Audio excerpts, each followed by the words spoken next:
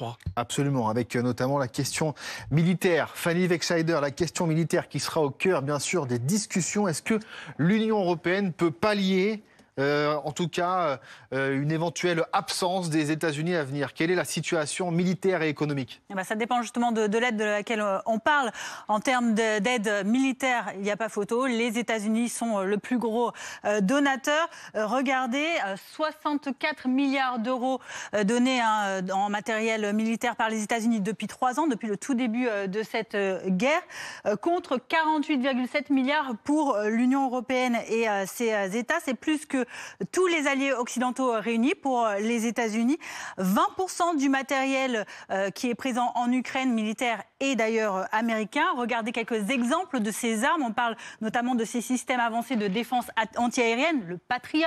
On parle également de ces missiles semi-balistiques à longue portée, les attaques MS. Autant d'armes qui sont difficiles à remplacer à court terme, tellement l'Europe n'en produit pas assez. Il y a également ces autres armes, les USA qui sont le premier fournisseur de systèmes de fusées à lancement multiples, également fournisseur, on va le voir, de véhicules de combat ou encore d'obusiers et encore d'autres armes, d'autres véhicules et missiles anti-radar. Mais toute aide confondue, maintenant, si on élargit avec en plus les aides financières, en plus les aides humanitaires, eh bien, c'est bien l'Union européenne qui est le principal donateur. Vous voyez, les États-Unis ont donné 114,2 milliards d'euros depuis le début de cette guerre au total, bien loin des 334 milliards qu'évoquait Donald Trump sur son réseau social Truth Social il y a encore quelques jours, mais moins tout de même que l'Union européenne. Vous voyez, quasiment 135 milliards d'euros, et encore, il faut y ajouter 115 milliards d'euros de fonds qui ont déjà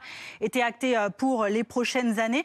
Mais en effet, sur le front, ça va être difficile pour l'Ukraine, parce qu'il n'y a pas que la fourniture d'armes américaines qui est concernée. Les États-Unis fournissent également du renseignement, des moyens de communication militaire ou encore de la maintenance. Et donc, cet été, la situation pourrait être compliquée pour l'Ukraine si elle n'y avait plus de ressources venant des États-Unis. Et d'ailleurs, le président Zelensky lui-même le disait hier sur Fox News, ce sera difficile sans votre soutien, donc le soutien des États-Unis. Et même s'il ne souhaite pas perdre ses valeurs, son peuple, eh bien, il dit qu'il ne veut pas perdre non plus cette aide américaine. Merci beaucoup, Fanny.